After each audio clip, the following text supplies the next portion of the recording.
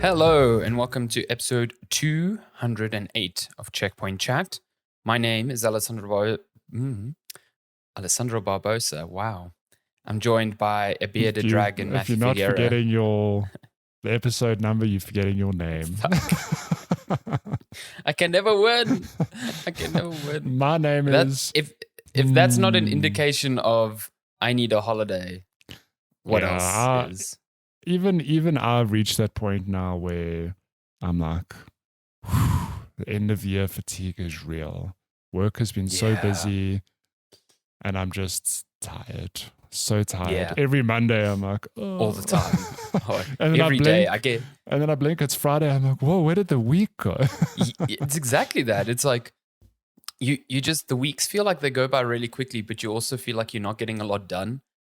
Oh, because no. I just feel like in a fog all the time. I'm just like, we're can't actually singly focus on an one thing. annoying phase of work at the moment because a lot of things we're doing, we can't, it's like big stuff that we can't tick off. So it's just floating on my to-do list. So every morning stand-up, it's like I'm working on this and this and this. And I'm like, I can't tick any of this off ever. It's so annoying. Because it's just like ongoing. It's ongoing, yeah. Yeah. Or you don't have that satisfaction. Yeah, or you send something off and you're like, this is on my waiting list. And then later the day, like, oh, the feedback's come in. It's back on the to-do list. Damn it. Edits are back on the menu, boys. Yeah.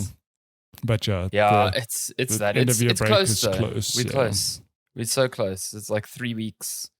Well, it's like I actually might take leave earlier because like the idea was to take leave more in Jan because our office opens up 3rd of Jan, like immediately just going. Yeah. And I'm like, it's probably smarter to take the leave now than to take the leave in Jan and be like, come back and you feel like you're behind already. Yeah. You know? So yeah, I might just take a sneak. Yeah. It's an extra week. Yeah, I haven't put any leave in yet, but I'm definitely going to take more than a week off. Are you going anywhere? No. Now remember this time last year we were like, oh my God, are we going to the UK? Lockdown.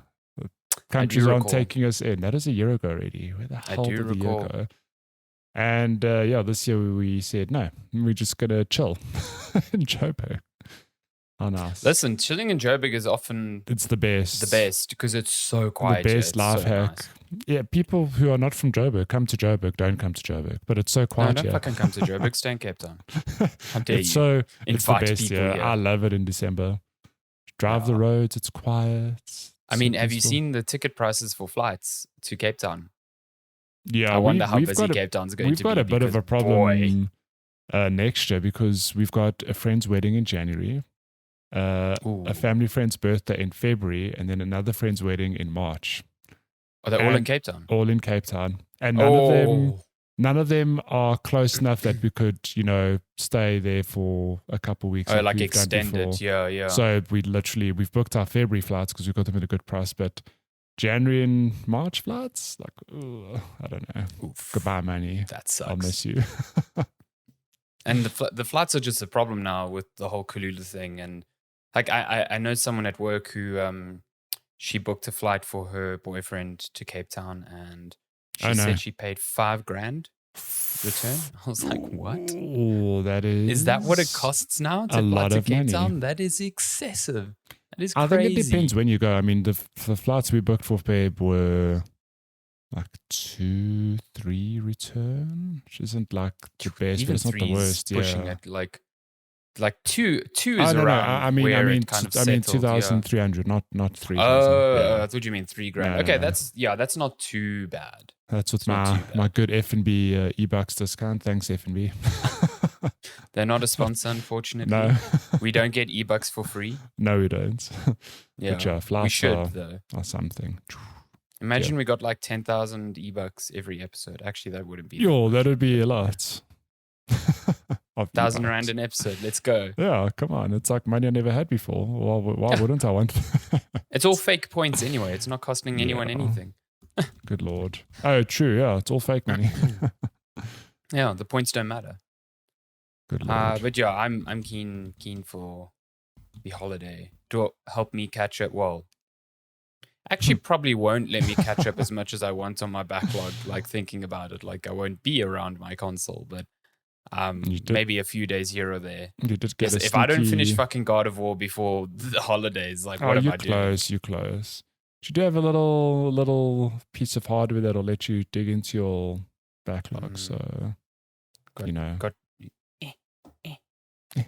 need a forklift to pick it up. Cool. There we go. Yeah, fucking hell, yeah. Look at this audio listeners. Steam Deck look at this guy. His actual Steam Deck, not a review unit. His own now. Look, I'm reflecting you and the Steam Deck into the Steam Deck. It's amazing. Like infinite mirror. Look at that. If I can get Steam Deck open on my side, I mean Steam open on my side, an infinite void. Yeah, it was actually a nice week. We got to see good pal Neelan. Flew in from the United States. Confirmed that The Last of Us 3 is in development. You heard it here first. Yep, absolutely. Followed by Uncharted 5. It's actually coming out in a package called the Naughty Dog Box. Both games. And along some with Portal 3. Oh my God. Who knew? Valve came in. Valve gave it to Naughty Dog. Can't believe it. No, it was good to see him. I haven't seen him. Actually, I saw him earlier this year because he was in Cape Town by chance when I was there. But yeah, it was good to see him. We got to see Garth and Abigail again, which was really nice. There's a pair I haven't seen since actual years, since BC, since before COVID. Yeah, that's how we remember things BC. Now. The last 6 months, bumping into people you haven't seen forever. It's like, have I seen you since BC? Like, oh yeah, that's so long ago. Yes, BC, before Christ. I mean, before COVID. Yeah. Yeah. I got to see Lenska again. Haven't seen her in a while. Had to put up with seeing you. The worst. Bozo. Actual worst. The actual worst. Yeah. It's fine. We had a person sitting between us at the table. So I had Garth next to me. So it was great. And Neelan. I had the best of both worlds. You only had Neelan. You missed out. I had Neelan and the wall. Yeah, you got cheated, man. I did. I was surrounded by everyone. That's the best. Food was very good though. I liked it. My pizza was it's Donatello's. It's the most Donatello's. Think of the most stereotypical Italian restaurant name, and you got it. It's Donatello's. It's a Ninja Turtle name, isn't it? Next time, let's go to Michelangelo's. Yes, and then Raphael's, and then Leonardo's. Cool. Yes, exactly. The quintuple. No, quin is 5. Never mind. Carry on. Yeah, no, it was good. It was good to see Neelan as well. He brought the Steam Deck with him. I ordered this thing, I think, like 3 months ago, but I thank him for ferrying it across the oceans, on his long journey. On his back. Yeah. So I'm really excited. That thing's no thing to joke at. So our CEO this week just appeared randomly at our desk like, hey guys, I want to show you. I was in the UK and I got myself a Steam Deck. So I actually got to look at it and hold it because I've seen it, but I've never seen it in real life. That thing is a unit. Holy hell. It is a unit. But how weird is it that you look at it, you're like, it's big, it's quite heavy, but as soon as you put it in your hands, you're like, this is comfy. It's ergonomic. Yeah. It still baffles me. Like the first time I had it earlier this year, that was the first sensation I had. I was like, this thing's comfortable as fuck, but it's huge. It's huge. It makes no sense. If you drop it on your face in bed, you'll actually die. Not a great time. No, let me tell you that. No, not a great time. Listen, you're not playing it in bed above your head anyway, because that's just heavy. Like it's just not going to be a fun time for your wrists. Well, I learned recently, I've been having a bit of neck pain the last few weeks. And I put it down. I mean, I don't think it's this exclusively, but I realized I'm playing a lot of Switch in bed and I'm lying on 1 or 2 pillows, but it's not ideal. I've started sitting up with 3 pillows and man, what a difference. I thought that would actually be worse because then your neck is down. Oh, no. I mean, I'm not looking down. I'm sitting up and just holding it, or not at eye level, but more comfortably. But more here, not down by your, your waist or something. Oh, no, that'll be worse for me, yeah. And it's actually really helped. Why have you not invested in one of those little claw army things for your bed so you can lie down flat and just look do those exist? Because absolutely, yeah. What?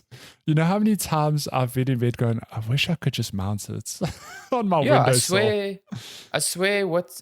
Who is it? Brett? I know Brett's got one, but I don't know if it was like a custom thing or something you purchased. I mean, they're actually mostly for tablets, but you get ones that are like, like in your car, you get those little vent holders for your phone, and they like accommodate multiple phones. It's the same thing. Yeah, I need that in my life, so I can literally lie flat on my back with my arms down.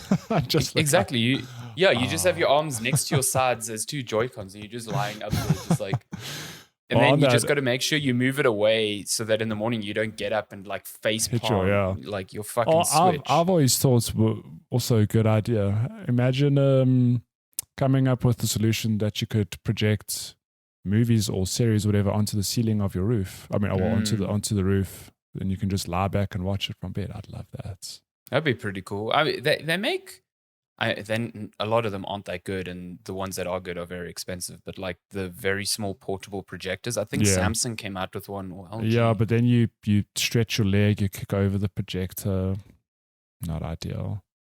And they're just like, I think that the Samsung one is like $8,000, which is like, no, and it's not even that good. Like, no, it's fine.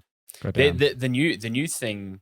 Which I don't ever think it will become cheap because the setup you need is quite intense, but they're short throw projectors. So like they're projectors that you can put in front of the screen where you're projecting to, sort of like a sound bar, and you don't have to mount them on like the ceiling to project from far away.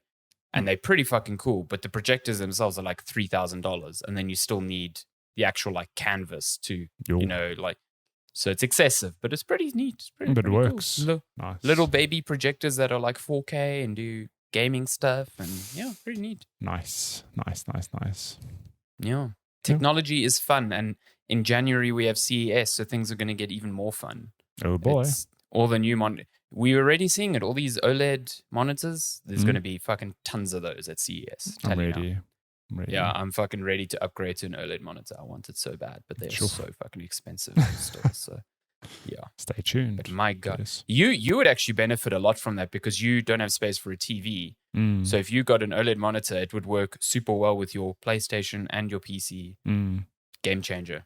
And all my series watching, everything happens on this one screen. Yeah.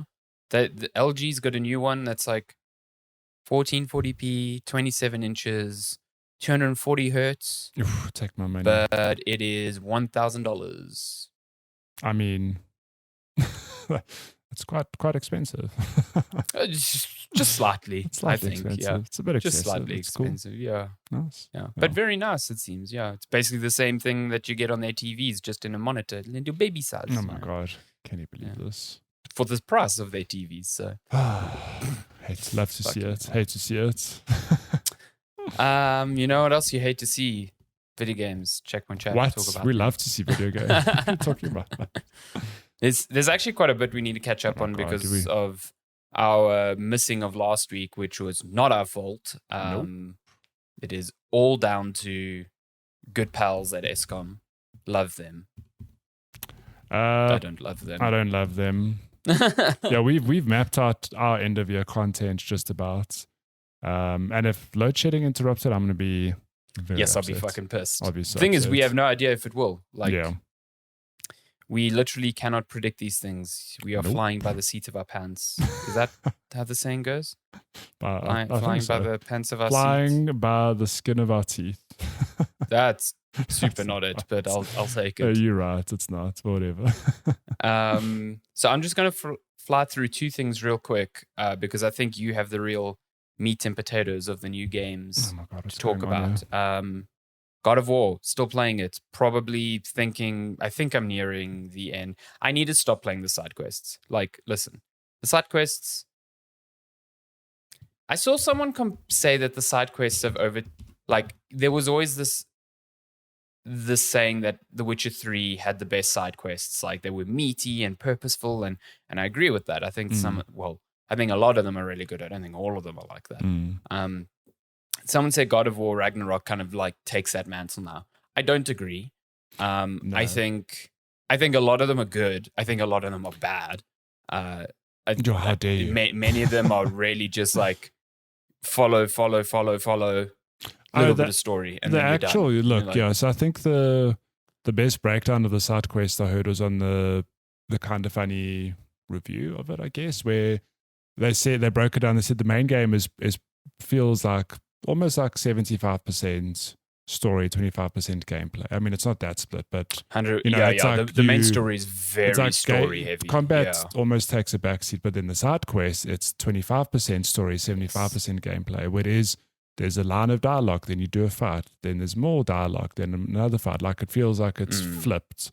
But I think when you frame it, it's why the Witcher side quests were good for me is the thing of they felt like they had different outcomes. Not all of them, obviously, but there were different ways to do them, different results on how you did them, whatever.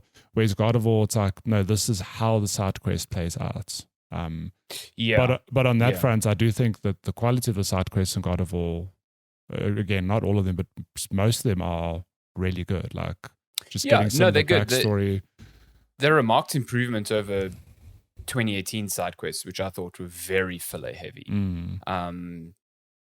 I think they're good. I have some standout ones. Like there's certain stories in some of the side quests that are just really entertaining and really interesting, and it's kind of wild that they're on the side path and not on the main path, because of how much context they actually give to the story. Yeah. But then some of them just they do feel like filler. Like a lot of those like ghost, the ones where you come across like a ghost, those they are just suck. there. They're bad. I think there's been one which was really interesting where it was about like a father and a son who had both died trying to like protect the other, and I thought that was quite entertaining. But good. Other than that, they're not that great. Yeah. So I think I just need to kind of like go against my base nature and just stop and just do this, because the story feels like it's being fed to me every 5 hours, and I think that has completely wrecked the pacing of the main story to the point where I feel like it's very slow. But that's from my own making. So, I think I just need to finish it. I did some of the challenges in Muspelheim, the lava player. I don't understand how those work, because I did the initial 6, and then the thing in the sword in the center did a thing, and it's like, oh, you've unlocked challenges an extra challenge at the 3 altars again. So I did those 3, and then the sword in the middle is locked, and I don't know what to do. I'm like, is this a bug? Is something wrong? Like, no. So I don't know what you've done, but the way it works is that there's 3 challenge rooms, right? It becomes a thing of the order in which you do those challenge rooms unlocks a different challenge in that big middle area. So. Okay, because I went to the middle and it said reset something. I was also like, why would I reset this? Until I realized, like, oh, you could accidentally repeat a combo and be like, I don't want to do the same fight again. Yeah. So I need to redo those challenges just to unlock the middle again. Yeah, well, you need to do them in different orders. Only 2 of them. So you have to do, for example, like room 1 and room 2 will unlock a challenge in the middle. Room 1 and room 3 will unlock a different challenge in the middle, and then rinse and repeat. But I have to redo room the challenge. 2 and room 1. Yes. So I basically did all 3 and then hit reset. Yeah. And it's like, okay, cool, yeah, whatever. Messed up. Fuck. Yeah, that's probably the one part of the game I was like, that is unnecessarily That's so padded. obtuse. That's so weird. But it's also padded. Like now you've got to repeat challenges just in different orders. Like, yeah. But it is. Those challenges are fun though. They make the combat sing. Yeah, you learn how to. You like which is the quickest challenge and how can I do it as quick as possible. So, yeah. Also, which is the least likely that I'll fail, like constantly. So, yeah, I like those challenges. They make the combat really like shine in a way that it doesn't in the, like you said, in the main game. I don't think it's given enough breadth, like to kind of like sing, and the enemies that you face don't really come at you in variations that make you think about those things. Yeah. But when you're fighting like a combination of enemies from different realms and they're all doing their like really strange attacks, it's like you got to really think on your feet. So it's fun. Yeah. I'm still having a good time with this game.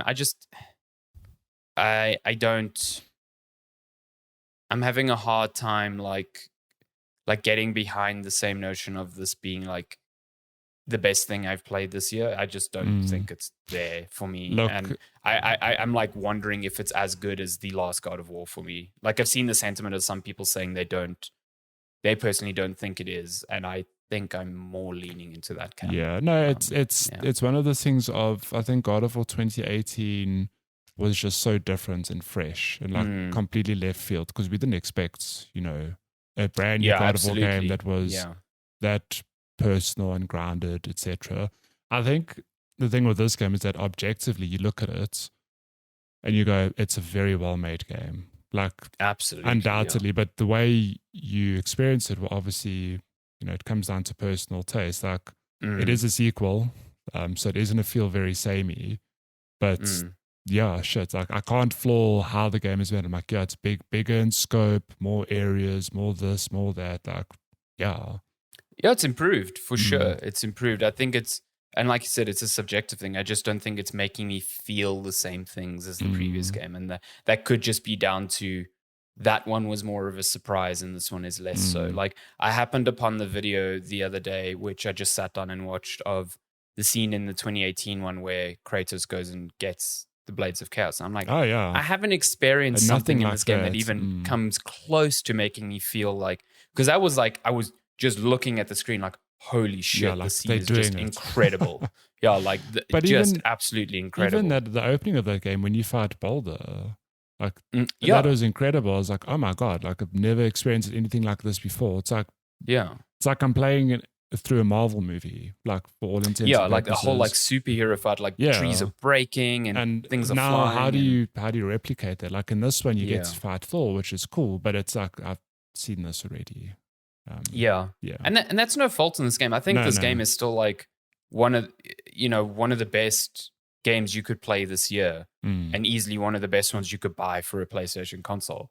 It's just like when Sony sets the bar so high, or Sony Santa Monica sets the bar so high for itself, I think it's hard to like reach the same level. 100%. Which is no knock against it. It's a great game. I've had a great time with it, and it's on like a list of top 5 games I played this year, definitely, for sure. Yeah. It's just not the best thing I've played this year. No. And, but that's a very subjective thing. Elden Ring's better. Moving on. I wanted to say it, but I was thinking it, but I don't want to say it. I also played a little bit of Spider-Man Miles Morales on PC. Because that came out, and I did a small update for that on GameSpot. Game's good. Listen, that game is better than the base Spider-Man game, and I will die on that hill every day till the day I die. It is more tightly paced. Miles just listen to what you said. I'll die on that hill every day until the day I die. Yeah, exactly. That's a lot of dying. Miles is a way more interesting character than Peter. He has way more interesting combat. Like what are they called? Venom powers, the electric powers he has just open up the combat in such a great way. So yeah, it's great on PC. I think it benefits from a lot of the work that Nixies has done since the release of Spider-Man Remastered. Like they've improved performance somewhat. It definitely runs better on my PC with, not the most insane CPU in the world, and it runs pretty great. And it looks great, and you've got all the new like shiny features. Like you've got even better ray tracing features if that's something you're interested in. And if you've got one of the new 40,000 Rand 4090s or 4080s, you can make use of like DLSS 3 and all those fun things. Nice. So yeah, it's a good game. If you've never played Miles Morales, it's fucking awesome. And I think it's like an 8-hour game. It's tighter. It's definitely tighter than much tighter the first game, and it benefits from it. I agree with you.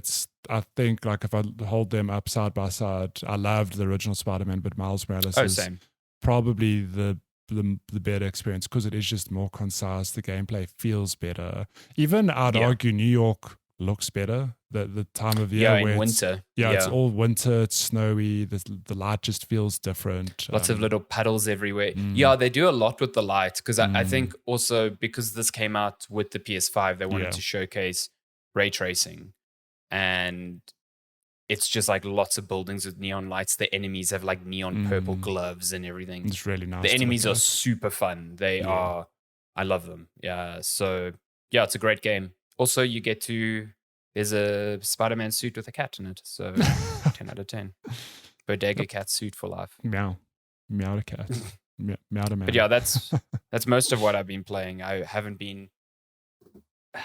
had as much time as I've wanted to actually pour into games. But you have been going. What do you want to start with? This will determine my pun. Let's start with Sonic. Let me just get. You've been going fast. Yes, nailed it. I've been going fast. What were you going to say if I said Pokemon? You were catching them all. Oh, Vampire Survivors. What are you going to say? You were eating garlic. Eating garlic. So I've been playing. I'm here all week.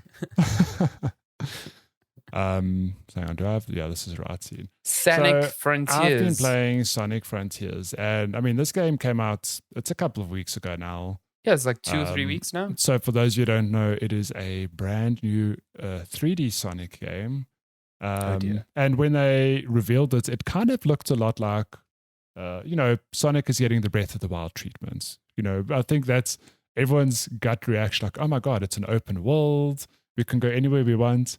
And I'm here to tell you that it's not Breath of the Wild meets Sonic. It's got some of the same ideas in the sense that you can kind of go where you want in the world you're in, but you're still being funneled to objectives as you go. Okay. This game's not bad. Like, it's got its problems for sure. It's really not as bad as I think many people have made it out to be. Like, it's actually a really good attempt by the studio. And I think that comes down to it feels good to play. Whoa, there's little Korok seeds. This is Breath of the Wild. It is Breath of the Wild, basically. But it comes down to, I think it just feels good to play as Sonic, like moving around with his move set. It's literally, you've got your standard double jump. You've got a button that lets you boost. If you're in the air and you push that boost button, you sort of do like a leap forward.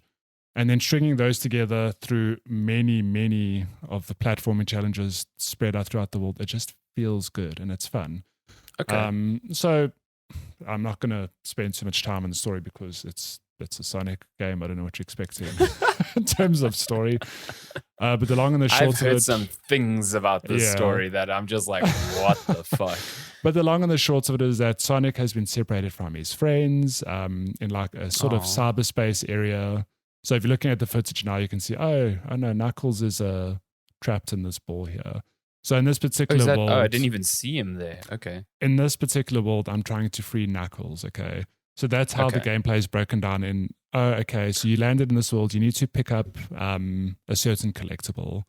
So in this specific world, it's kind of looks a bit like a red medal. So it's like, cool, you need to collect enough of these red medals to sort of unlock the next story beat, which is what you're seeing on screen now. Cool. Okay. So the way it works is that you just run through the world. You can go anywhere in this open hub to just unlock these collectibles, and they're everywhere, just strewn about in different platforming challenges, which is pretty cool. But then, now I've got Knuckles here. It'll prompt me to get another collectible saying, okay, now we need to collect the Chaos Emeralds in this world. Now you need keys. Okay. So it's like, okay, I need to go find keys. But in order to find keys, I need to go into these other separate cyber levels, which requires gears. So now I've got to go find gears. Okay.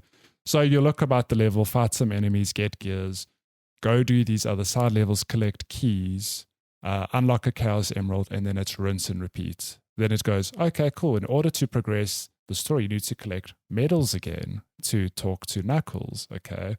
Now you can talk to Knuckles, you got to get keys to unlock this. It's just rinse and repeat forever. It's like a collectathon on steroids. It's a collectathon, and that's, I think, is the game's biggest flaw. And that's, so it's got I think it's 5 main worlds. One of them is like a very short one because it's sort of story focused. So let's call it 5 big open hubs.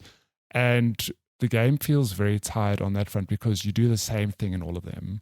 At no point do I leave the first world, go to the second world, and they go, oh, cool, here's a new world. Now you've got this new trick or this new thing, or here's something different to do. It's the same formula, collect these these friend tokens, collect keys, collect gears, rinse and repeat until you get all the Chaos Emeralds. Friend tokens. Fight the world's boss, move on to the next one. Okay. So on that front, it needs a lot of work. But so you're like plonked into these hubs. I'm assuming each area is a new hub that you explore, and like I assume they're visually diverse, but the stuff you're doing in them is the same so thing. even visually diverse is like a stretch because like the game isn't the best looking. I mean, if you're watching the footage, I'm in a sand world, and what you're seeing on this one screen is basically how the rest of the world looks in different ratios or quantities. Like I might go to a part of it where it's more open. There's no mountains. Or I might go stand in a mountain and have less sand, but it's visually not diverse. So that's why it's such a tricky thing because this game has so many good ideas. The movement feels good, but the way it's executed, it's just not done well. Yeah, which is a pity because I actually really enjoyed it. I mean, it's a weird thing because I did feel a bit fatigued by the time credits rolled, but like just doing the various platforming things in huge quantity. I mean, if you're watching, like there I go up. I missed it there, but there's a friend token there. Then I move on to another part of the level, and there's more platforms and more things to do. And it usually boils down to, apart from jumping, it's a thing of you sort of need to string together moves to get through the platforming. So, for example, if there's a like a grapple that Sonic can jump to, you push square.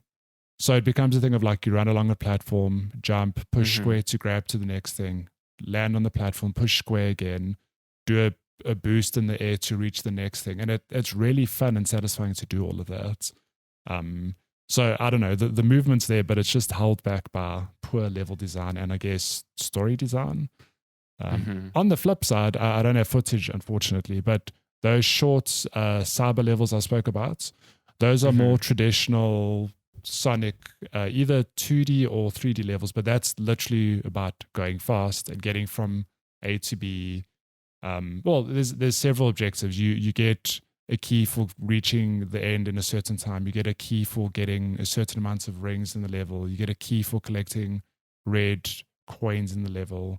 But those that's like something you'd see in an old 3D Mario Sonic game. Well, yes. Mario / Sonic.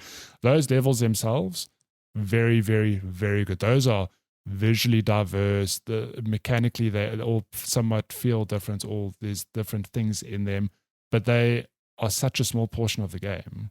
Like I think each overworld has maybe 6 of them, and you'll 100% those levels in like 5-10 minutes.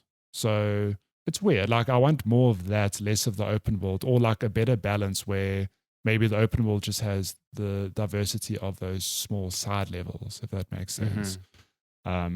It's interesting because like I can tell you the game isn't the best game I've played, but it's not the worst. Like there are some good ideas here. The best part of this game, the soundtrack, holy hell, that caught me. Yeah, I've listened to some of the tracks you shared. It's pretty good. Yeah, it's pretty good. So those tracks I shared were from those side levels. That's like some good old EDM. Yeah, it's real good. But it's good to work to. The overall stuff, that I'll give it like a Breath of the Wild comparison where, okay, it's not like 3 piano notes, okay, but it's proper, like, I don't know, just really, really great soundtrack. And it's weird that a Sonic game, I can look at it and go like, damn, the sound, like, how is this not nominated for soundtrack of the year? Because it's honestly, I swear it's that good. But yeah. No, it's pretty good. Yeah. I'm curious to give this a go. A lot of what you said is kind of in line with like what I've come to expect given the discussions on this game online. But I hope it's, like you said, a good foundation for maybe a new era of Sonic. So I think I did actually see a news piece this week where either the director or someone who worked in the game said that this is a foundation for the future of the series. And that's a really good thing. Like, honestly, it feels like, I don't know, maybe for example, this is a thing of they didn't have enough time or the deadlines were too tight or whatever, or maybe they just executed poorly. But I honestly feel that a sequel, if it keeps the sort of some of the ideas here, the movement, that sort of stuff, and just executes it better. Like, I really think the sequel, they like refine the world design. Yeah, if they learn lessons from this, like I honestly think that'll be a fantastic Sonic game. Like I'm that confident on it. But yeah, as it stands, this game is it's a pretty good Sonic game, but definitely not like the best game I've played this year. Yeah. No, that's fair. It's like we haven't had many of these sort of, I would call them like B games in a while, where people can just like be like, yes, there's a lot of problems with this, but I'm still killing time here and having a good time with it. Yeah. Even Sonic in the past hasn't been that. It's been far worse than a fun B game. Yeah. So I think it's a success that it's gotten this far already. I do not know how this game runs on Switch. Apparently not well. Because I played on PS5. I suffered from severe pop-in, like all the time. If I rocked up an area, pop-in happened. And I mean, I didn't really touch on the boss fights, but the boss fights in this game are real anime levels of nonsense, where it's Sonic versus a huge being or creature.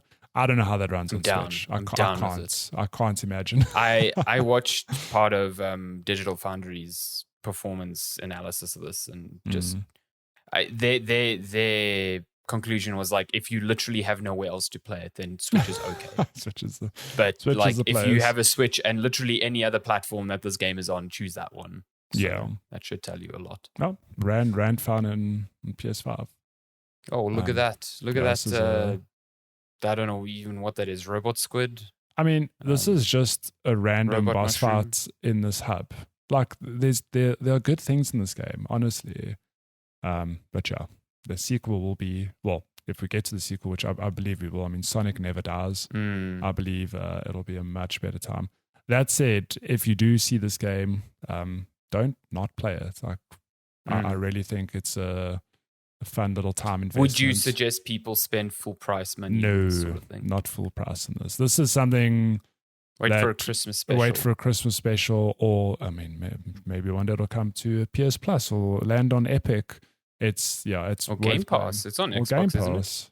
Yeah. Yeah, maybe. Remember the time when there were those rumors that Microsoft would buy Sega? Interesting. Imagine Microsoft own the Blue Blur. My goodness. What a timeline. But yeah, that is Sonic Frontiers. Fun time. From one visually unimpressive game to the next. To the next. Oh my God. Pokémon Scarlet and Violet. Yeah, let me just timestamp this. What are we on here? 37 minutes. So, gotta catch them all. We went from Ash Ketchum catching them all and winning it all, to I've got nothing. Scarlet and Violet. I got nothing, yeah. So yeah, Pokemon. Oh my God, look at that horse Pokemon. That's so cute. It's a Mudbray. It's a little donkey. Oh my God, look at your cat. It's evolved. Look, my cat is dope, okay? I didn't even remember. Grass cat. Wasn't there a grass starter in a previous game? I mean, not a grass starter. There's always a grass starter. A cat starter. I think there was. So there was like a fire cat or something. I think there was a few generations ago, yeah. Yeah. But yeah, for those of you who don't know, Pokemon Scarlet or Violet, whichever one you choose, is the latest entry in the long-running Pokemon franchise. It's the new generation. You might be wondering, going, but haven't we had 4 million Pokemon games in the last recent while? And the answer is yes. But I'm going to explain to you the difference. So this time last year, we got it is Brilliant Diamond Shining Pearl, which is a remake of an old set of Pokemon games. Then in January, Wasn't it Gen 3? I think it was Gen 3. Yeah. Then at the beginning of this year, we got Pokemon Arceus, which was a completely, well, I say completely new, but a new take on the Pokemon formula. More open world stealth game. No gyms, more focused on catching Pokemon, that sort of stuff. And I really liked that. I think that formula would do well, in future Pokemon games. And I kind of hoped that the next main entry would follow that formula, but lo and behold, was not to be, because obviously there's, I'm pretty sure this is done by a separate team. I can't envision the same team working on this game. I hope Pokemon Scarlet and Violet would follow the same formula, but it does not. That's the problem. By the time Arceus is out, this thing's so far in dev. It's so far in dev, yeah. Oh, people loved Arceus. So that's super not how that works. There are things it feels like it learns. I mean, I know it doesn't learn from Arceus, but there are open world things about this game that I really like. So let's just pull it back in for a second. So again, Pokemon, I'm playing Scarlet. The story, like any other Pokemon game, is you are just a young boy or girl who wants to be the very best Pokemon trainer, and you get to choose 10-year-old that gets kicked out of their home to go hunt Pokemon. I have a question. Where are all the dads in Pokemon games? Because there's always a mom. This is always the question. This is always the question. It only dawned on me this time. I was like, okay, there's my mom. Where's the dad? Like I've played very limited Pokemon games. I've always had a mom, no father. Where are the father figures in this game? There's something I got to tell you about the professor in each town. Dad went to buy some Pokeballs, never came back. Yeah. But yeah, so that's no shocker that that's a setup. You choose a starter and you're A for away. But this game does dress it up a bit differently where I think I'm going to completely butcher the name of this area. I need to just pause quickly. I thought this Pokemon was a motorbike and it is getting Galloping. there. We are getting what there. What the fuck is going on here? This is the Scarlet Pokemon. He runs. Okay. This looks so wrong. I know. Okay, for audio listeners, I'm busy riding a Pokemon. This is so the Pokemon looks like a bike, but it is running on all fours. It looks fucking so weird. This is one of the... It is super not what my brain expected to happen. I just saw he's got wheels. So literally, wheels. If you got Violet, I think that Pokemon actually does move like a motorbike. My God. Okay. So let's bring it back. Okay, we'll bring it back. I just had to... Good Lord. Where this game differs is that you get your starter Pokemon, but you get sent to a Pokemon Academy, like an actual school, which for all intents and purposes reminds me a lot of Hogwarts. It's like, cool, you're going to the school to learn to be a Pokemon trainer, because that's what people do in this world. Forget maths and science. You're going to learn to be the very best. You're going to learn everything about Pokemon. Love it. But the way this game changes, which is quite a significant step, I feel, maybe not executed as well as people had hoped. I don't know. I mean, I'm not that far yet, but fast forward a bit of a few story beats, and you are essentially just thrown out into the big open world, and you can go wherever the hell you want. So it's got that age-old formula. There are 8 gym leaders for you to challenge, but you can do them in any order. You can go to any part of the map. And it feels like that's what they said, and they've stayed true to their word. Like, obviously, there are parts of the map where I can't fly or get through because of water, but it's literally a thing of I can put a pin on my map and go there and catch whatever Pokemon happens to be in that area and fight that gym leader in whatever order.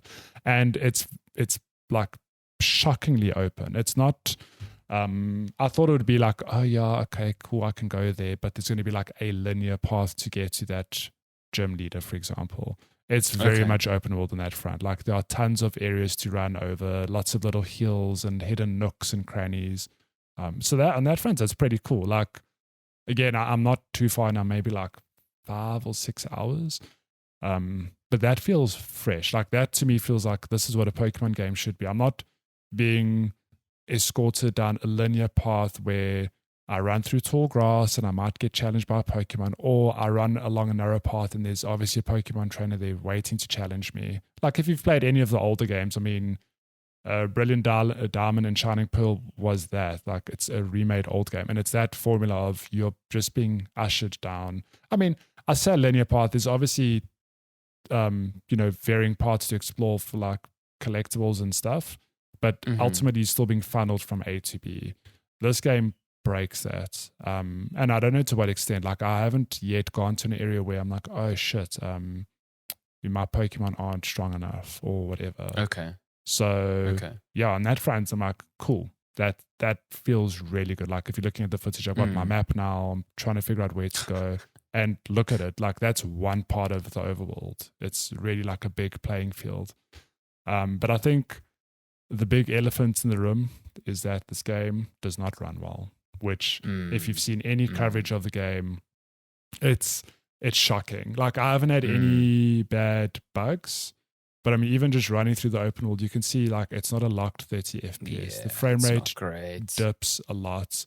If I pan that camera too fast, you best believe there's going to be lag. The pop-in is insane. No, it's like I'm just watching, like not even far in the distance. It's like, I mean, even like if I look at this now, I'm looking at your screen now. The level of detail setting for the grass cuts off so early. It does. Like the grass just disappears in front of you. And then as you approaching it, it's like really visibly like coming up in your face, and the rocks are coming up in your face. It's incredibly distracting from what I'm just watching on your footage here. It's just weird that it's that badly optimized, because it's not like this is a visually groundbreaking game at all. Yeah, I think that's the problem. It doesn't look that good. No. Like it probably looks good for like a Pokemon game. Like they always look a bit better, but I mean, think about what came out on Switch this year. Xenoblade Chronicles came out on Switch this year. Yeah. Like that looks like a game from another generation. Can I tell you that game as well? Like it looks good, and the draw distance is unreal. Like, and also no pop in. It just works. Like I don't know how they did it. And it's 30, but it works. Yeah, like 100%. I've had this problem with Pokemon games for a very long time now. Like I thought Sword and Shield ran really poorly on the Switch. In those, because Sword and Shield had those like open areas. I forgot what they were called. Anyway, those, whenever you went into those and you like crouched in the grass or something, it just fucking chugged like crazy. And I was like, what is going on here? And then Arceus, I haven't played that, but from what I've seen is kind of similar. Although I think that game gets away with it because its visual style is so interesting. I agree. It didn't look like a conventional Pokemon game. Yeah, it looked pretty cool. It had that like sort of water paint, watercolor style to it. But this just looks bad. I'm sorry. And yes, people are enjoying it despite of that. That's fine. But you can still criticize that this thing, you know, for the most popular game on the Nintendo platform that Nintendo is putting up as their flagship, it is insane to me that they let this happen on a consistent basis. But that said, I am enjoying it. It's a Pokemon game. Like it's that good cycle of, you know, you sort of kit out your party, you move from to your whatever gym leader, level up your party, maybe swap in 1 or 2 Pokemon, and you just get stronger. I mean, there are ideas here that you just described that kind of appeal to me, because I remember before this came out, I probably said I wasn't going to play this because I've realized that the Pokemon formula isn't one that entices me, because it's not that challenging and not that, I find it very repetitive. But the open world design sounds quite fascinating to me, and like maybe if they push forward with this sort of idea in the future, then I still want to play Arceus. A lot of people say that that's the Pokemon game to play this year if you want something like new, a new take on the franchise. It had problems too, but it was definitely something different. Yeah.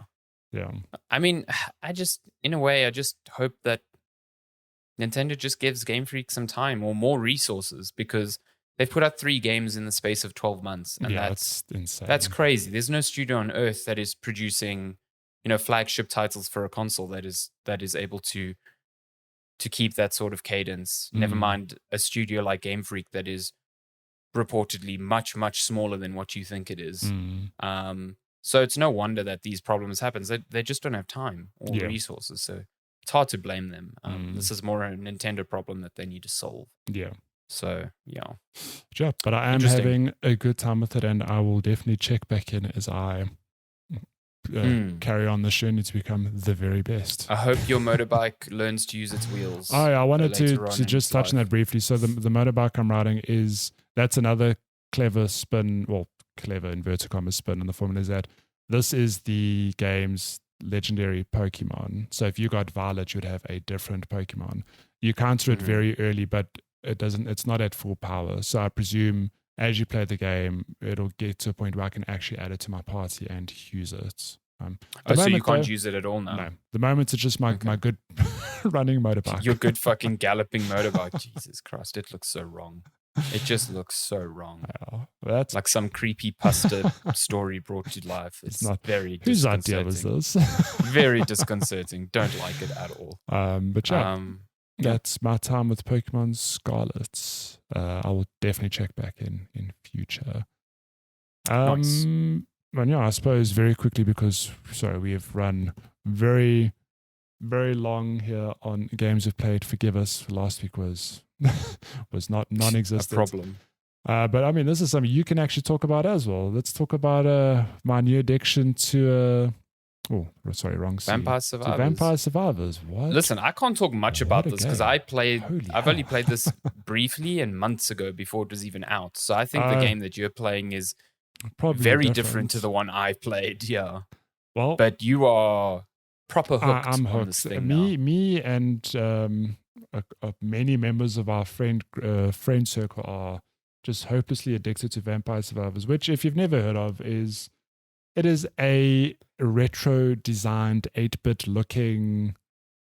Is it an idle game? I like to think of it as an idle game. I think, is it not a shoot 'em up like a traditional? Nah, the way I think about it as an idle game is like you are pressing things to upgrade, and it is kind of playing itself. Although here you are moving around. You got to move. Yeah, you've got to move. So that's why it's probably not an idle game, but it shares a lot of similarities to many. Yeah. Like, think about a cookie clicker. Oh yeah. Like, this shares like 90% of its DNA with something like that. So it's like cookie clicker and I don't know, Castlevania had a baby. Yeah, Castlevania. It's like cookie clicker, Castlevania, and any typical roguelike got into a room and had a baby, and you get Vampire Survivor. What a strange pairing. I don't know. Yeah, I don't know how this happened, but the concept is that simple, in that you basically start a run as a vampire hunter or survivor, whatever you want to call it, and you have an ability or a weapon which does something. So, for example, you might have a whip which attacks every couple of seconds. Oh, I'll just be upfront about that. There's no attack button. You're literally just moving your character. You just move around. Yeah. The attack happens automatically. So, for example, you start with a whip and you kill some enemies, you pick up some gems, and you level up, and you get to either upgrade your whip or choose another weapon. Add another weapon to your loadout. And the long and the short of it is that, within 5 or 10 minutes, the screen is filled with enemies, filled with you shooting or, using all your weapons. And the point is to just survive and obviously keep getting stronger to keep surviving the enemies coming at you get gradually more and more difficult and come in different numbers, and you just need to survive for as long as you can against them, capping off at a 30-minute mark. But even so, that's just the game in a nutshell. Even that alone is just so addictive, because every time you play, it feels like you want to pair different weapons together, and even on that front, certain weapons do synergize to form like super weapons. But the game just goes a lot deeper than that. There's so much stuff hidden in here, like different characters, different levels, and just a ton of secrets that I've yet to uncover. And it's just, it's mindlessly addictive, but it's so good. Like, it's really, I think that's the thing. It takes a few runs to finally find your feet, because you're still figuring out how the game even works. Like, like the weapon synergies, like when you combine weapons, and then just understanding that it's better to upgrade 1 or 2 weapons as opposed to having a spread, because then you're not going to really be effective. But yeah, it's fun. There's apparently a load more levels. When I played it, there was only 1. Oh, no, there's a ton of levels. There's even some bonus levels. So it's like a different game now, I think. And I think there's a lot of different secrets that I never even got exposed to when I was playing. So yeah, I'm keen to jump back into this. It's on Game Pass, right? You're playing it on Game Pass. On Game Pass. I mean, look, even if you're not playing this in Game Pass, it is dirt cheap. It's like, I don't know how much it is in the States. It was like 50 Rand when I bought it. It's like still 60 Rand, because I bought a copy for Lenska. So what's that, like $2-3, maybe even $5 abroad? Even that, it's like, it's a steal for how much time you'll get into this game. I mean, I think I've probably put in like 10 to 15 hours already, but some of our friends have put in 50 plus hours. which is I've seen people go ludicrous. crazy. When Jeff you think, has put in like 30, 40 hours. When you think it's such a simple game, but it's just got those legs. Well, it's just addictive, and it's got enough secret shit hidden in it that it gives it legs to be, to play for that much longer. I mean, let me just scrub through. It's got a great. Oh my goodness! Look at the end of this level here. When I'm running, living my best life. Look at all the chaos happening. And then at the end of each run, there's a boss, isn't there? Or death comes. No, so death comes for you. But even that, but you can kill him. Apparently, I'm pretty sure there's a way to kill him or just survive against him for X amount of time. I haven't figured that out yet, but so then if you reach 30 minutes, what is your actual goal? Is it like score? So you get gold with each run, which you use to unlock permanent upgrades or unlock characters. Yeah. And then new levels, like do you only unlock a new level once you've hit 30 on your current one? I think you have to finish levels to unlock the next level. Okay, got it. Yeah. Okay. So I mean, I did finish this run. If you go to the end, this is just me standing. Let's just scrub through here. Fucking launching meteors, just like Dracula. Yeah, but it's didn't realize Invoker was in this game. I cannot stress enough how addictive this game is. I mean, you're going to play it on your Steam Deck and never look back. It's too much. Like death comes. Oh, here comes death. Where is he? Oh, geez, where was he? Holy shit! How are you meant to kill that? There are ways, apparently. I don't know, but there are ways. So look, I unlocked a new character, which means I can go back to the main menu and do it all again, and it is fun every single time. Even Len's because like this is hopelessly addictive, and I guess it is. Some crack cocaine. It can also run on a potato, so it can. Anyone can play it. Yeah, and it is on PC, Xbox. I don't know is it on PlayStation? No, not this yet. Game would slap on the Switch, but actually, is it? Having played this game on PC, I can understand why it doesn't run on Switch, because by the end of some of those levels, good lord, there's a lot of stuff going on. So it's not necessarily because of performance. It's because this thing is built in a weird like electron layer browser thing. And I just think porting it to the Switch is a nightmare. I know, but like they would have to redo a lot of what they do. Yeah, so it's not on Switch, but I mean, one day maybe come to Switch. It is not on PlayStation. Boo. Sorry, PlayStation and Switch people. But it'll run on a potato. So if you've got a PC, a laptop, I'm pretty sure it'll work. Play this game. This is the you know what you should do? Play it on a PC or an Xbox, then like console stream it to your phone. Ooh, fancy. Yeah. You probably could. Ja, that is Vampire Survivors. Play this game. The true game of the year of 2022. Can confirm. Didn't get nominated at the Game Awards. Don't know what you're talking about. It got like one nomination. Why? I know. Travesty. Yeah. Actual travesty. Cool. Shall we move on to game releases? Indeed we should. Because we are about to hit an hour. Good lord. Let's fly. Yes, let's fly. Game releases. I think every week I've said this and it's not true. But I think this is the final week with the last like big release of the year. And even that is like, I don't know if a lot of people would consider it a big release, but we're there. So we're looking at games from November 26th up until December 2nd. We've made it. Good lord. We have made it. Actually not too. Oh wow, there was one thing that I didn't even see was coming out this week. Oh my god, there's a couple of things. Okay.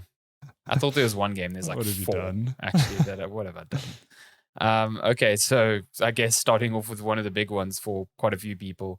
World of Warcraft Dragonflight. I had no idea this was even coming out. Surprise expansion. No. Latest expansion for World of Warcraft. You know, that thing that people used to always listen. Millions of people still play this thing. I'm not going to try and pretend this is a tiny game. But it is certainly not as big as it used to be. Yeah. That's out on PC. The Night Witch, as in night on a horse, not night as in time. PC, PS4, PS5, Xbox, November 29th. This is a game I'm kind of interested in. Soccer Story. Is this the same people who did Golf Story? No. Okay. Just checking. People just jumping on the trend of calling their sport RPG that's why I'm story. asking. Because the people who made Golf Story are busy making Sport Story, which is coming to Switch. They just jumped the gun like, we're going to have all sports in this one game. Literally, that is what the game is. It's like, we did golf, now all the sports. Amazing. This one's Soccer Story. It's kind of the same thing. If you've played Golf Story, it's like an RPG with a lot of its combat mechanics centered around the sport that it's named after. The Golf Story is super fun. Like, I really enjoy that. Not sure how a soccer one works. But yeah, that's coming out on like every console on November 29th. Nice. If you like your Left 4 Deads, Warhammer 40k Dark Tide coming to PC on November 30th. This is from the Vermintide people, and Vermintide was really good. Yeah. So I'm kind of keen for this. Nice. Game of the Year coming out this week, Garfield Lasagna Party. What is this game? On all consoles. Okay, I want a lasagna party with Garfield. That'll be nice. fun. Front Mission First remake coming to Switch November 30th. Fangs, the Vampire Survivor sequel you didn't realize you needed. Nice. Steam Early Access on PC November 30th. Wow, this is a name. Romancing Saga - Minstrel Song - Remastered. You thought this was the first game. You were wrong. Wow. PC, PS4, PS5, Switch, iOS, and Android. Man, you done that December fuck 1st. up. There's a lot of stuff coming out this week. Yeah, I know. Holy I know. hell. This is why. This is why when I scrolled, I was the like, end oh, of fuck. this. Oh my god. Papatura coming to Switch December 1st. Now this trio of absolute bangers to round out the year. Shit. The Callisto Protocol coming to PC and consoles December 2nd. If you enjoy your Dead Space, then yeah, keen for this. I'm very keen for this. Yeah. Need for Speed Unbound. Vroom vroom. Vroom vroom, indeed. Marvel's Midnight Suns.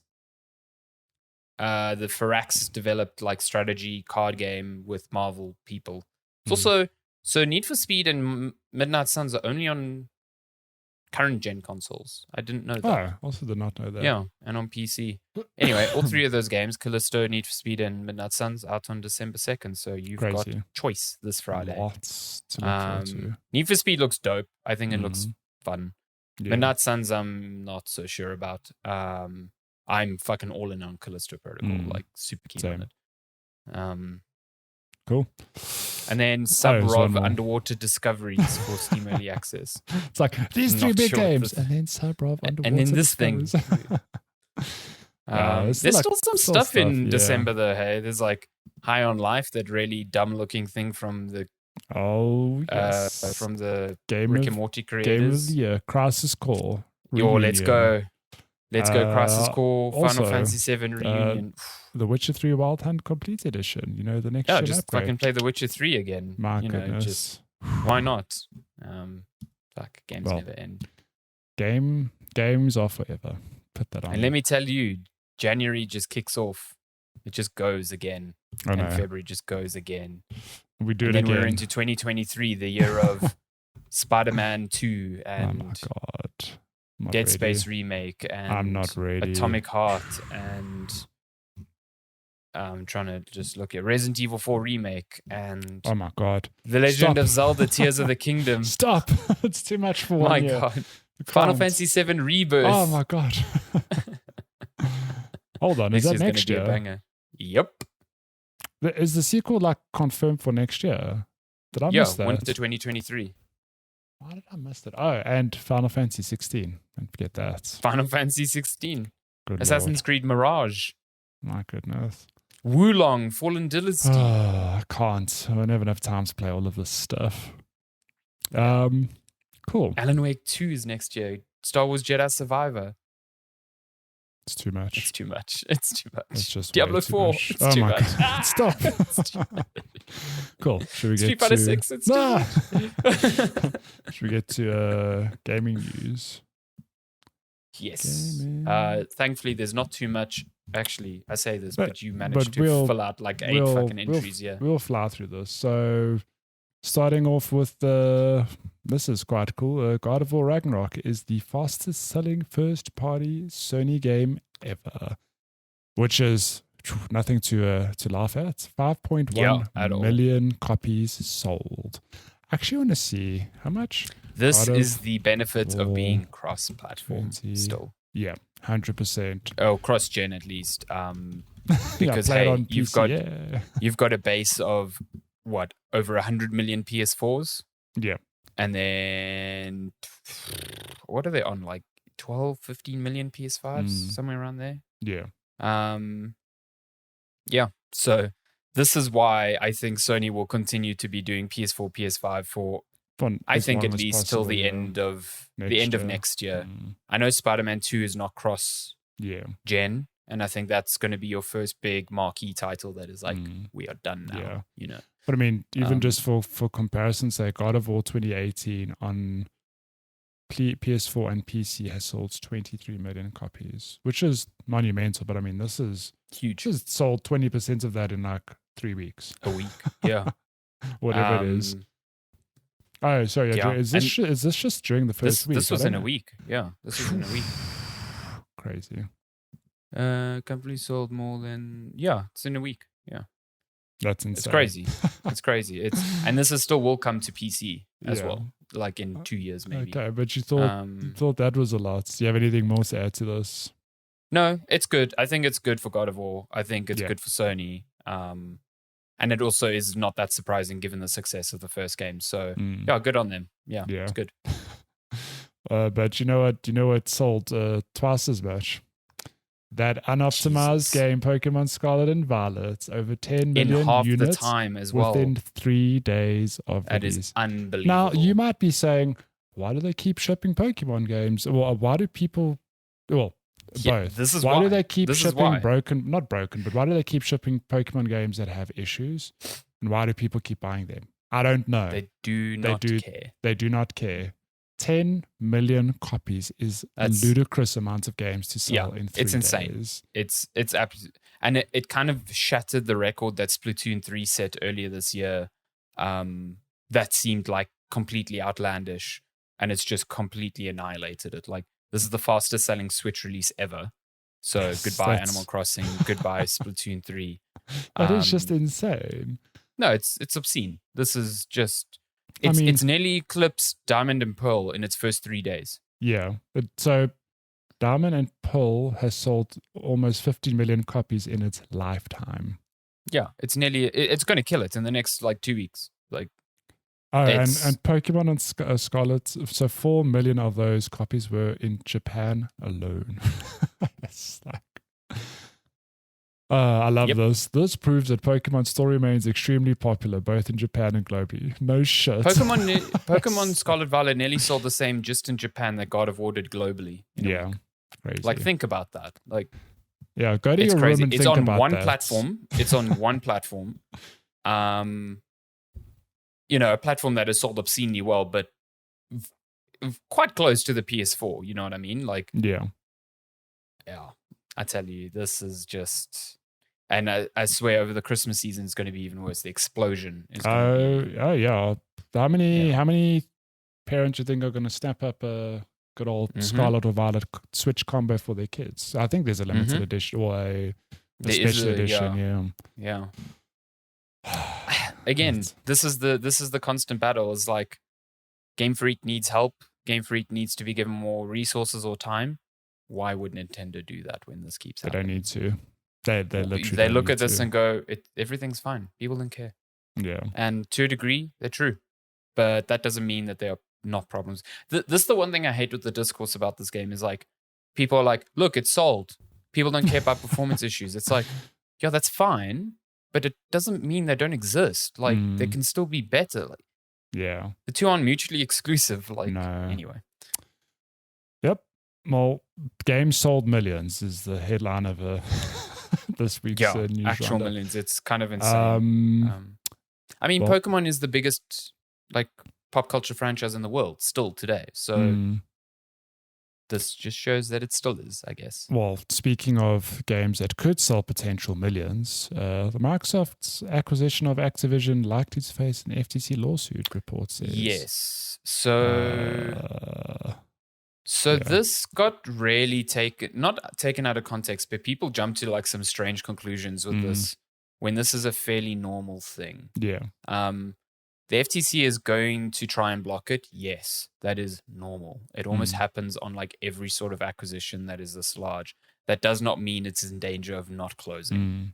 What it means is that Microsoft will have to do what it always probably was going to do and make concessions to appease the FTC when the FTC goes, we are going to block these on this grounds, and Microsoft will be like, okay, cool, we will concede on that. And the FTC will be like, great, that's it.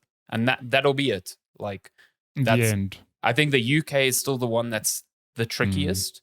But yeah, it was funny seeing all these documents come out from Microsoft and Sony, like how Sony basically threw Battlefield under the bus, saying it's nowhere near as good in quality as Call of Duty, and that's why still having Battlefield and Sony actually doesn't mean anything. Which is like, wow, Jesus, you're gonna fucking nuke your relationship with EA like that so publicly. And, you know, Microsoft saying that, again, reiterating that they will put Xbox, Call of Duty on Xbox. Phil Spencer actually saying on a podcast that he's willing to sit down with Jim Ryan and pen like a longer deal for it. Well, he says they've offered Sony a further 10 years of Call of Duty games. Sony knows that it does not matter what deal they're given. The worst outcome for them is this deal going through. In general, because like it does not matter if Call of Duty is on a Sony platform for the next 20 years. The fact that Microsoft takes all the profits from that is what bugs them. Yeah, but that's my thing. I think at a glance, people's knee-jerk reaction is, oh no, like Xbox is going to make Call of Duty an Xbox exclusive. And I'm like, why would they? I thought that at the beginning. Like, I was convinced that was going to happen. Why would you? You sell it on your competitor's console and you still reap the profits. Yeah. Like, come on. You'd be shooting yourself in the foot to not do that. It's like, yeah. Even if Microsoft doesn't put Call of Duty on Game Pass, which by all accounts it seems it can't for the next 3 or 4 years, even if this deal goes through because of some agreement with Sony. Yeah. Like, it doesn't matter. Like, they own it. They can do whatever they want with the content. They can even make it parity. They just get the money. And because Sony knows how much money Call of Duty generates annually, they're going, this is dangerous for our business because the amount of money Microsoft is going to make from this is like obscene. And Microsoft is going, we don't actually give a shit about Call of Duty. We actually just want King. We want the mobile space because have you seen, like Phil Spencer said this in the podcast. He said, this was with The Verge, console sales have flatlined. Like they are still there, but they are not growing. Yeah. Whereas the mobile space, like you've got a consumer base of like billions. It's insane, and it keeps growing, and it keeps making money. Well, so that's why they want King. The amount of money they're going to make from King is astronomical compared to what they'll make from Call of Duty. Put it like this: so we know the Switch, for example, sold like, let's say, 100 million. Consoles, okay, and Pokemon has sold millions, and Animal Crossing, but like mobile devices are in the billions, like 50, 60, 70 times bigger than, I don't know if my math is right, sounds right, bigger than, that's super not right, but yes. Whatever, it's bigger, okay. It's huge install base there, lots of moolah. No, it's huge, and that's what they want. So, and I think I don't think Phil Spencer is saying this to kind of detract from the attention that Call of Duty is getting. I think he's being honest. He's like, that's really what we want. And Sony obviously doesn't have any skin in the mobile game, really. So they are fighting on the front of Call of Duty because that's the one that affects them. Yeah.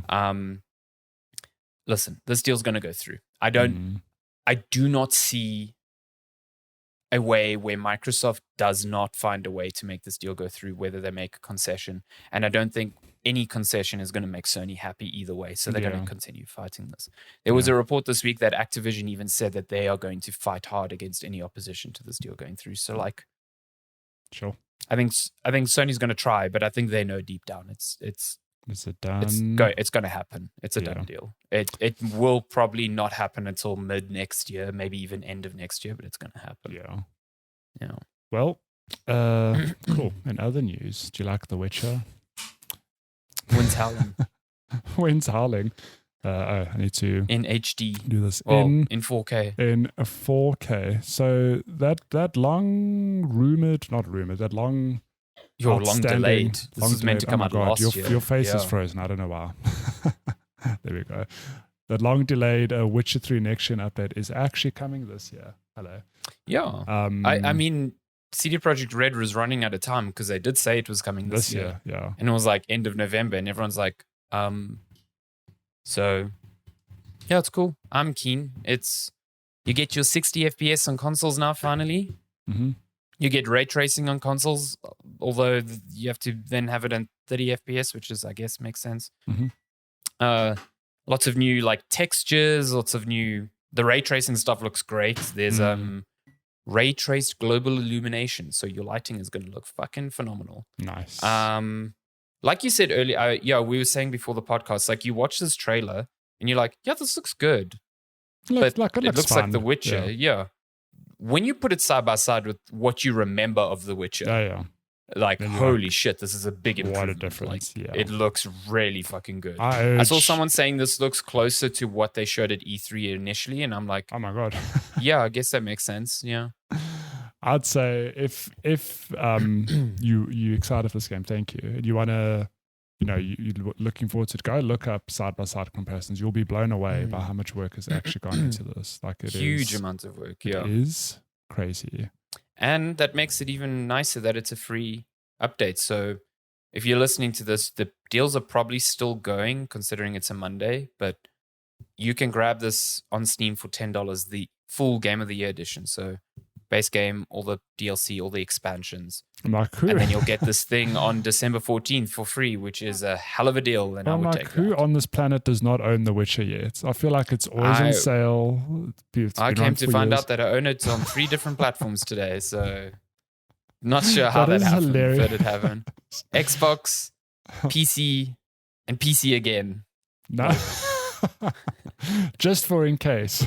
Yeah, just on GOG and on Steam in case. Oh my God, how does this run on Steam Deck? Not the next gen update, but when I tried it on Steam Deck in Jan, it did not run super well, but it wasn't verified at the time. Okay, maybe. So I think they've done some work since then. Yeah, but I think it'll run probably you can run it at like 40. I mean, the game runs on a fucking Switch, so like it looks like ass on Switch though. Oh my God! But it works. Like, listen, it is a marvel that thing works on Switch, and good on CD Projekt Red to get. But it is not the way I would play that game, like at all. Nope. Cool. In other last pieces of news, we're going back to Sony. Sorry, Sony's all over the news this week. Sony will remove shovelware and easy platinum games from PlayStation Store. Can we get an F in chat for Greg Miller? Yeah, I think every podcast I've listened to that has spoken about this news mentions Greg Miller. Yeah, like everyone just knows he loves man's these got a platinum games. Problem. Yeah, look, I think this is I mean, I haven't really struggled with this personally because I don't spend nearly enough time on the store, but I've long heard, I've known for the longest time that the PlayStation Store is filled with, easy platinums. There are entire YouTube channels and news channels and lots of channels dedicated to, hey, here's a new easy platinum game for you, or a game with DLC where it's like 10 minutes to platinum. Yeah, it's like that's essentially here's an easy platinum. But it seems that the shovelware side of that is going to be minimized. I'm not going to pretend that this is a thought I had, but it was one I heard on, I think it was the Giant Bombcast. I think good old Jeff Grubb there was mentioning this is more Sony looking at a problem and making it a developer problem. And the problem being the store is bad. The search functionality on the PlayStation Store and the way to filter things and the way it surfaces new games is so bad, because the problem here is that these games are put out at such a rapid rate that they bury bigger, quote unquote, legitimate games. And that's a problem. And so Sony's solution is, okay, no more of those games. Instead of being like, wait, we are going to make filtering or natural search on our store better so that these things you actually have to hunt for. And then the quality, quote unquote, games come up to the surface a bit better. Well, I tend to agree with that. I don't think it's really fair. Maybe shovelware. Sure, there should be a quality bar, but like if people want these fucking things, they're making money. Like, that's what I was going to say. At the end of the day, like it's making developers money and it's making Sony money. Like, what do they care if 10,000 people spend $1 on a shovelware game? It's $10,000 revenue.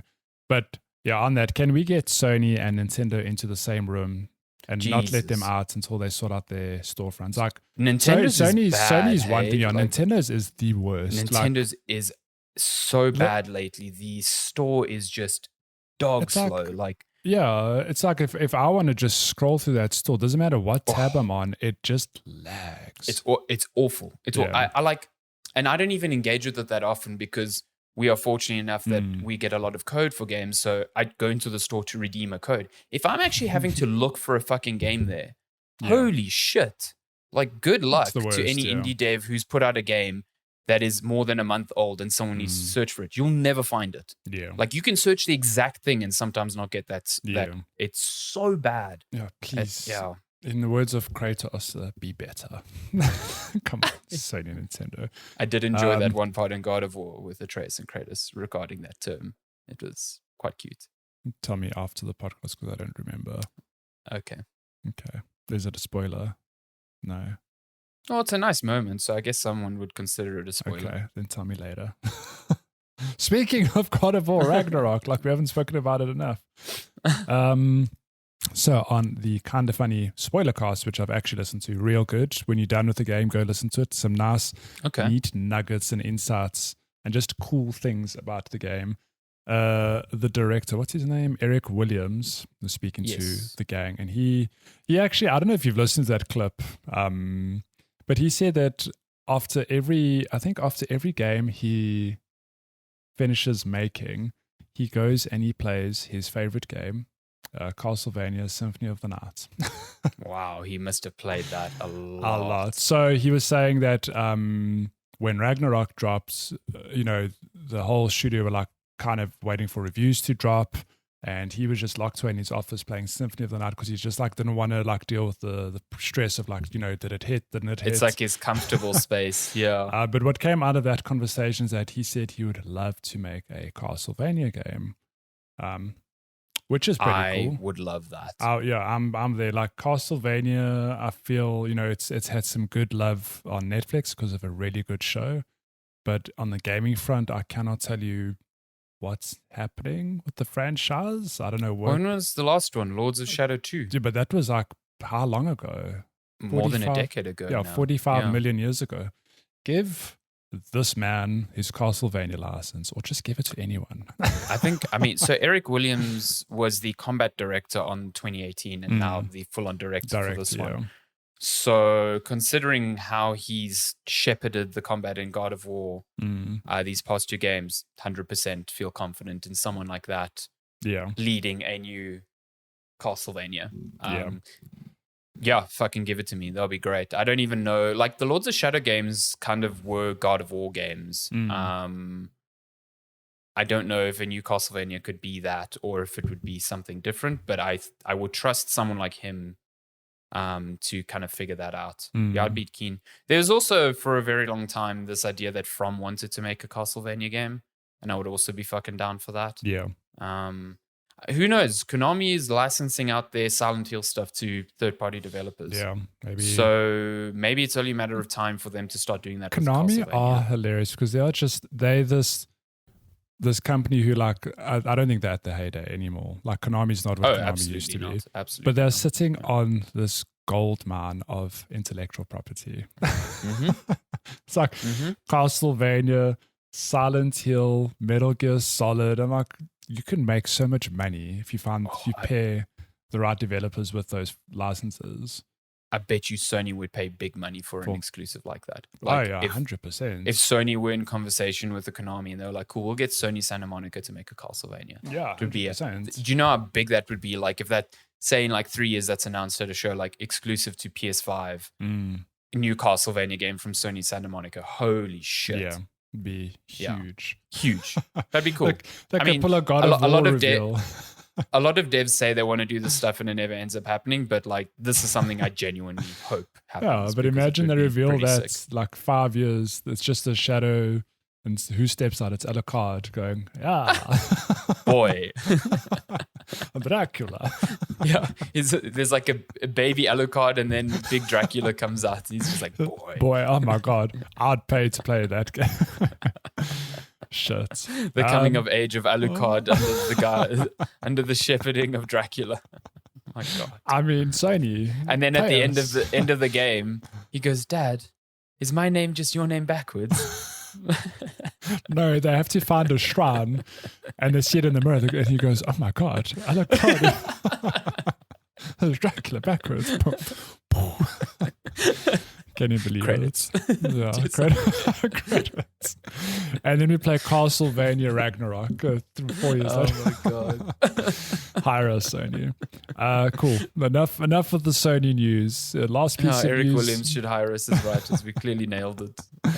That Callisto Protocol game coming out soon. So long and the short of it is that apparently there are some death animations being hidden behind a paywall, which kicked up a bit of a fuss from people going, WTF, that is random. And the dev is quite random, I won't lie. It's so random. And the dev has since come out saying, hey, those 25 death animations aren't cut content. We haven't even started on them. Oh, I did see Glenn Schofield tweet that. And that was the most strange tweet as well, the way it was worded. It was just like, God. It was like, we haven't even started on these animations yet. It's like, what are you talking about? The game's coming out this month. Like, of course it's there. So, yeah. Take from that what you will. It's just one of those dumb things that I'm sure they were forced to do. They're like, you need to do a season pass by the publisher. And they were like, the fuck are we going to put in a season pass for a single player horror game? Death animations. To be fair, I will take additional death animations that no one actually needs or wants over the sort of season pass bullshit that killed Dead Space 3. So this is okay. We're still okay. Gets the thumbs up. I mean, the thumbs up that gets cut off and animated back onto your thumb. The animation's not done yet. Oh my god. And that is gaming news for this week. So much stuff. Actually, we thought not so much stuff, but so much stuff. Yeah, apparently. Apparently. We're moving on to questions. This is our question and answer segment. You can send us a question at checkpointchatpodcast@gmail.com or at checkpointchat on all of our social platforms. What is on the docket today? So Matthew Figueroa. Many questions. Let me just pull them open. Nothing on email or Facebook, but we've got a bunch of things on Twitter. So first question from Abe_Wilson, who says, who writes, at Checkpoint Chat, I know both of you are fans of Marvel Snap. You know it. Thoughts on the future card pools? What are your thoughts on future card pools? With pools 4 and 5 and the very low possibility of those cards getting drawn as you move up the collection level. Also thoughts on collector's tokens. What are collector's tokens? Oh, what? Sorry? What are collector's tokens? That's part of the new season. I saw it in the trailer, but I can't really recall what they used for. Yeah, so firstly, it was really funny to see, what's his name? Ben Brode? Yeah. Say like he doesn't understand why people are calling them pools. They're not called pools, they're called series, I think. That's what they call them, at least. I'm like, oh, dude, you're fighting a losing battle on that front. Yeah. Yeah, this is part of the reason why I've kind of like stagnated on getting to pool 3, because do you know that the progression changes? Yeah. Oh, yeah. There's like a huge gap changes to between caches. No, so so you're not assured a new card every 2 levels on your collection level. You don't know. You get a cache, and that cache has a random, is it credits, is it a card, is it blah. So you can level up 5-6 times and never get a card. Okay. But you're playing against a pool that has those cards. But they don't show it like that. It's just that linear thing, and it just shows like every few levels you're still getting a thing. You get a cache, and that cache opens like a loot box almost. So I'm not a huge fan of that, and it seems it's going to be similar for 4 and 5. So I get where some people are like, this is kind of shit already. We should not continue with this approach.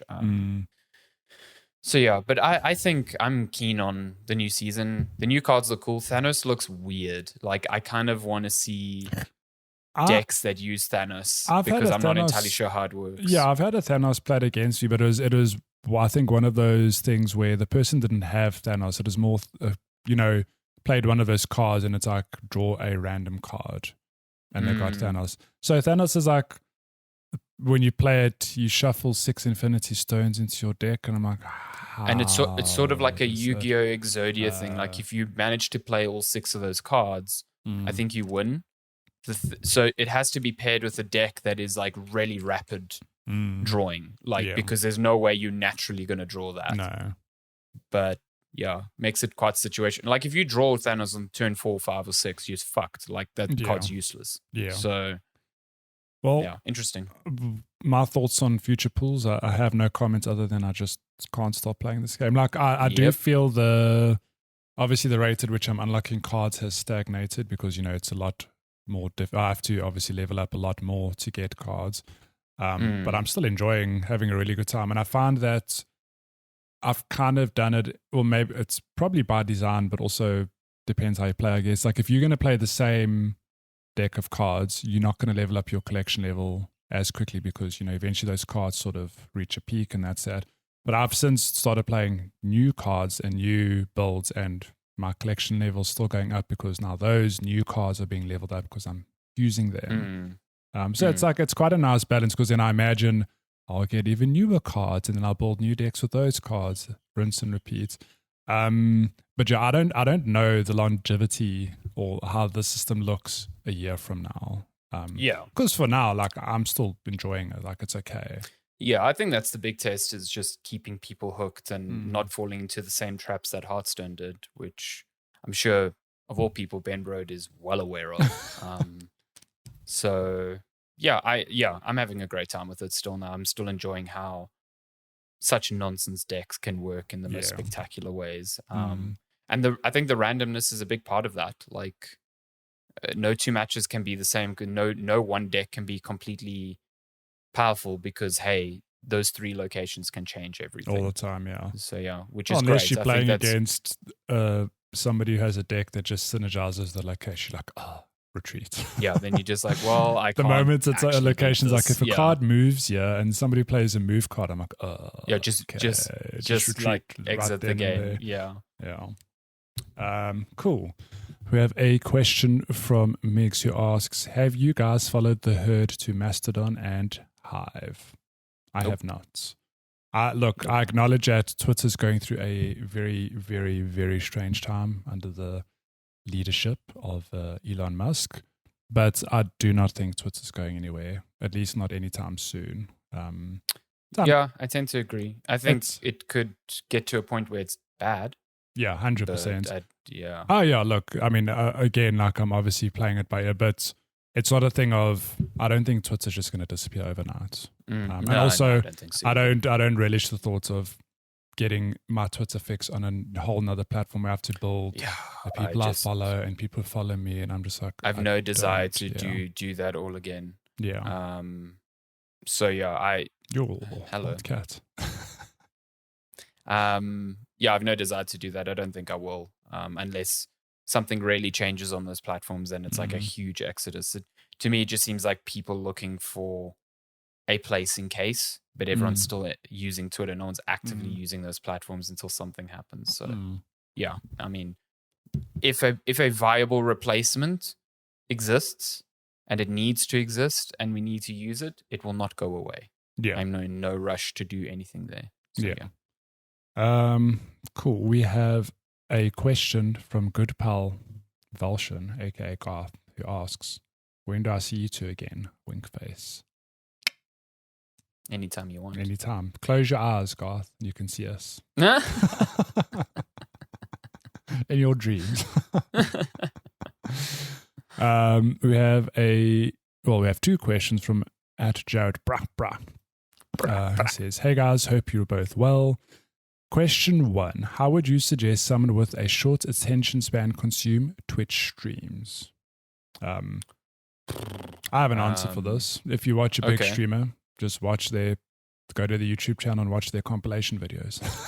Because they'll 100% have, I mean, not even just the big streamers. I know even a lot of our local smaller streamers, they put effort into having like, you know, highlight reels or montages or even just shorter like let's play things. Mm-hmm. So if you can't do the live Twitch thing, like I get that. I'm probably the worst Twitch person because I like the thoughts of having a Twitch stream open, but I very seldom actually engage with it. I just like to work and then look up like, oh, like that's happening, and then carry on working. I don't sit and like actively watch and chat to the streamer, etc. I don't know. That's a solid idea. I didn't think of that because I didn't really have an answer, but yeah, that makes a lot of sense. It's like a good example is Dr. Disrespect, like probably one of, you know, the world's biggest streamers. I don't actually watch his streams, but every now and then I just catch up on one of his highlight reels, and I won't even consume the full thing, just the first few minutes just to see like what is he playing, what is he doing. Like if you watch his Elden Ring series, like I loved that. I thought it was hilarious watching this guy who plays shooters traditionally, like beating his head against the wall in Elden Ring, you know, the world's best gamer being beaten to shit by a boss. Cool. And then second question, what games filler content, side quests or otherwise, would you eliminate to make it a better experience? Spider-Man. I'm not done. No, sorry. No. No. Sure. Sorry. Vince's got a Portuguese lesson. It's 11 o'clock. I think we're nearly done. We are nearly done. In 5 minutes, maybe. It's too late. Okay, well, sorry. So you said Spider-Man. Yeah, I think Spider-Man, hello cat, would be a vastly superior game with like most of its side content cut out. I don't think any of its side content is actually that good.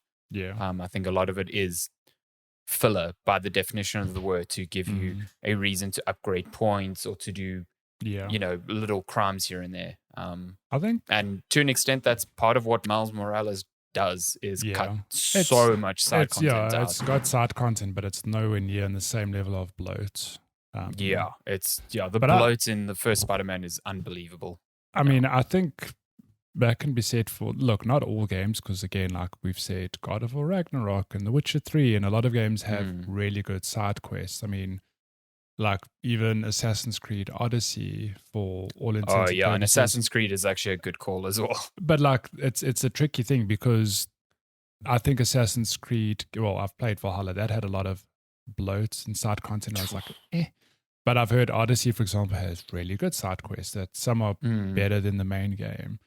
So I don't know. I feel like some games like that just need to learn to cut some, just be more concise. I think just like edit it, just you need to be more concise is the right word. Just something that feels more additive to the experience than just repetitive for the sake of saying we have X number of this, Yeah. So, I mean, look, because I know you get gamers that'll go like, oh, but I like spending absolutely $60 in games that give me 100 hours of playtime, but absolutely there's a lot of people who buy like an Assassin's Creed Valhalla and they play that for 3-4 months and they don't buy another game, and they consume that content very slowly. But it depends on the person, but I do think that we could benefit from better side content in general. In open worlds, that's like the biggest thing that I think we have a problem with. Cool. And then we have 2 last questions from none other than Cello ZA. Question 1. Oh, Jackbox from somewhere. From South Korea.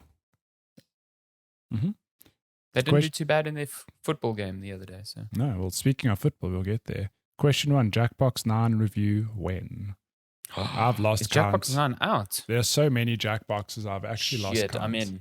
Yeah, okay, I'm in. We should stream that. Review it soon. Question 2. After round 1 of the World Cup, who is winning? I mean, it's Portugal.